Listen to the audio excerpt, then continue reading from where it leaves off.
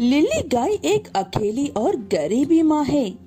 वो एक अस्पताल में नर्स का काम करते हुए अपनी बेटी फ्लोरा का ख्याल रखती है। फ्लोरा बेटा, क्या कर रही हो? स्कूल के लिए देर हो रही है ना?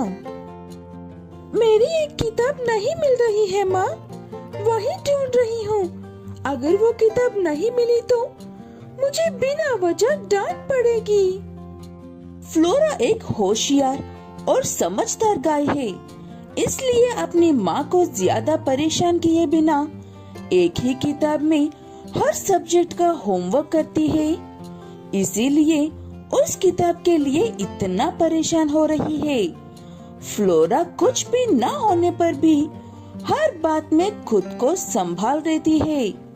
लिली को अपनी बेटी में यही बात अच्छी लगती है और फ्लोरा की जरूरतें पूरी करने की अपनी तरफ से हर मुमकिन कोशिश करती है। इस तनख्वाह मिलने पर 2 नई किताबें जरूर खरीदेंगे बेटा।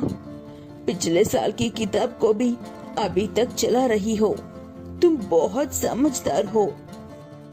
ठीक है कहकर किताब मिलने पर फ्लोरा स्कूल को चली जाती है और लिली काम पर चली जाती है। ऐसे कुछ समय गुजर जाता है। फ्लोरा बड़ी होने लगती है और उसके नए दोस्त भी बनने लगते हैं।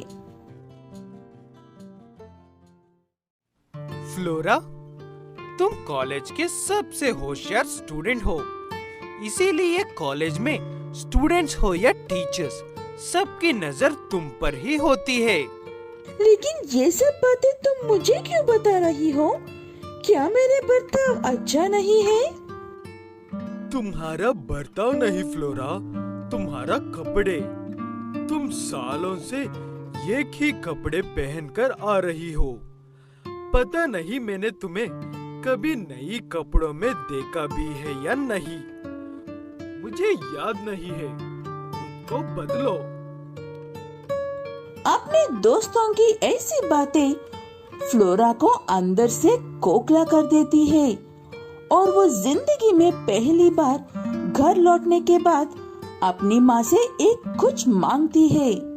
तब लिली उसे ऐसे जवाब देती है, तनख्वाह आने में अभी बहुत वक्त है बेटा, लेकिन तुम ऐसे अचानक से क्यों कह रही हो? आप बिल्कुल भी अच्छी माँ नहीं हो। लोग ये तक भूल गए हैं कि मैंने नई ड्रेस कब पहनी थी। आप मुझे एक ड्रेस तक नहीं दिलाते हो। ऐसे क्यों कह रही हो फ्लोरा बेटा? तुम तो अपनी आंखों से देखती हो ना। तुम्हारी कॉलेज की फीस देने के बाद मुश्किल से 1-2 हजार बचते हैं। उसी में पूरा महीना चलाना पड़ता है हमें। लिली ऐसे समझाती है, लेकिन इस बार फ्लोरा उसकी एक भी बात नहीं सुनती है।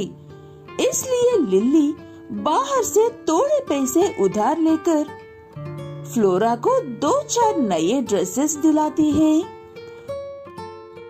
फ्लोरा को नई ड्रेसेस मिलने के बाद भी अपनी माँ से बात नहीं करती है और चुपचाप कॉलेज जाती है, अपनी पढ़ाई करती है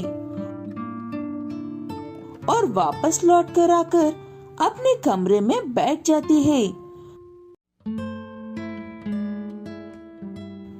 फ्लोरा के दोस्तों ने उसे इस बात का घमंड दिलवाया था कि वो बहुत होशियार है और अपनी माँ के बिना भी बहुत कुछ कर सकती है। इसलिए फ्लोरा ऐसा बर्ताव कर रही है।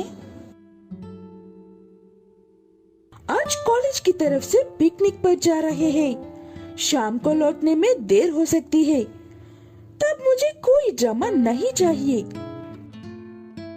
ऐसे कहकर फ्लोरा वहाँ से चली जाती है। उसके जाने के बाद लिली, ये क्या हो गया है मेरी बच्ची को? वो बिल्कुल भी ऐसे नहीं है। वो हमारी हालत को मुझे अच्छा समझती है। पता नहीं अब इस गरीब माँ के साथ ऐसा क्यों हो रही है। यहाँ पर लिली ऐसे कहते हुए दुखी होती रहती है और वहाँ पर फ्लोरा की बस की एक्सीडेंट हो जाता है।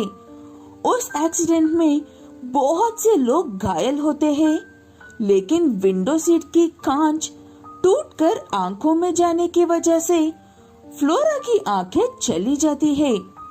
नजदीकी अस्पताल में सबका इलाज करके उन्हें घरों के पास छोड़ देते हैं वो हॉस्पिटल वाला। ऐसे ही फ्लोरा को भी छोड़ते हैं। तब लिली उसे देखकर, ये क्या हो गया है बेटा तुम्हें? कैसे हुआ ये हादसा? मैंने सुबह ही कहा था ना माँ, मुझे कोई ड्रामा नहीं चाहिए। मुझे पता है तुम ऊपर से अच्छा बनने का नाटक करती हो, लेकिन अंदर से लड्डू फूट रहे होंगे। ऐसे फ्लोरा अपनी माँ को गलत समझकर गिरते पड़ते हुए खुद ही अपने काम करने लगती है, लेकिन लिली वो सब नहीं देख पाती है। इसलिए पिछले 25 सालों से जिस अस्पताल में वो काम कर रही है, वहाँ के डॉक्टर से लिली की आंखें निकलकर फ्लोरा को लगाने को कहती है। तब डॉक्टर कहता है कि मुझे कोई पैसे नहीं चाहिए, ये काम मैं अपनी पुरानी साथी के लिए करूँगा सोचता हूँ। तब फ्लोरा कहती है कि अगर हॉस्पिटल में उसकी माँ है तो उसे वहाँ से बाहर निकाल दो, उसे बस आंखें देने वाले का चेहरा देखना है। लेकिन जब वो आंखें खोल कर देखती है, तब डर और शर्मिंदगी से डूब जाती है। माँ, ये आप ही हो। मैंने ये बात समझ क्यों नहीं पाई? दोस्तों की बातों में आकर आपको बहुत दुख किया है माँ, मुझे माफ कर दो। ऐसे फ्लोरा को फिर से अकल आती है और अपनी माँ का पूरा ख्याल रखने लगती है। दालीपुर नाम के एक गांव में हरनी नाम की सास और भरनी नाम की बहू रहते थे। दोनों की आपस में बिल्कुल भी नहीं बनती है। वो दोनों हमेशा एक दूसरे से उल्टे काम ही करने की कोशिश करते हैं। ये लीजिए आपकी गरम गरम कॉफी। वो देखकर हरनी का पति भी आज के दिन कॉफी पीना चाहता है और यही बात वो अपनी पत्नी से भी कहता है। तब हरनी, आपको शौक होगा औरों की नकल करने का, मुझे कोई शौक नहीं है। चुपचाप ये चाय पीकर काम पर निकल जाओ।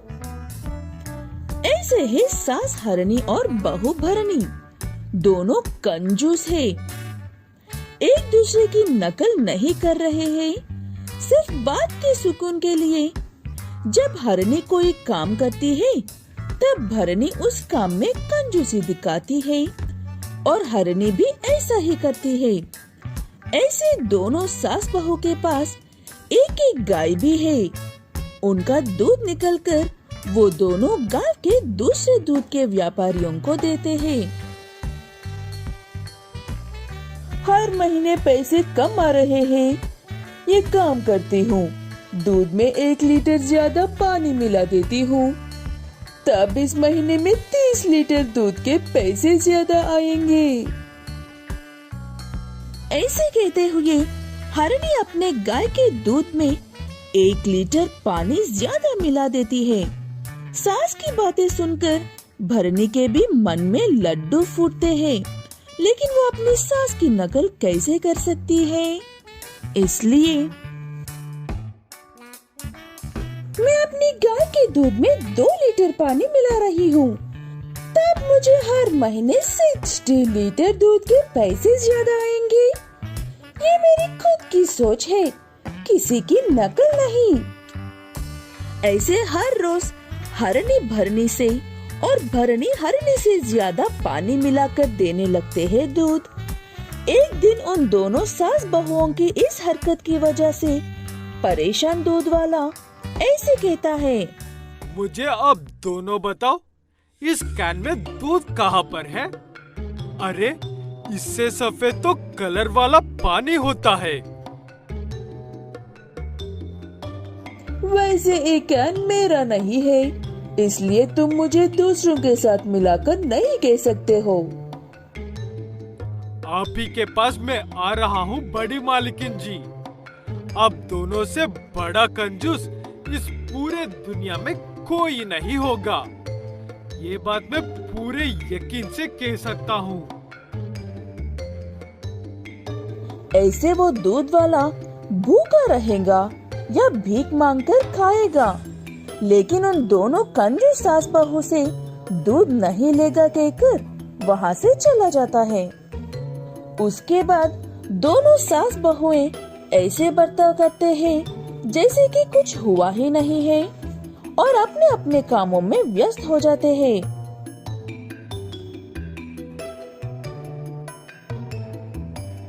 सिर्फ व्यापार ही करती रहोगी या गाय का ख्याल रखना का भी इरादा है बारियामानी?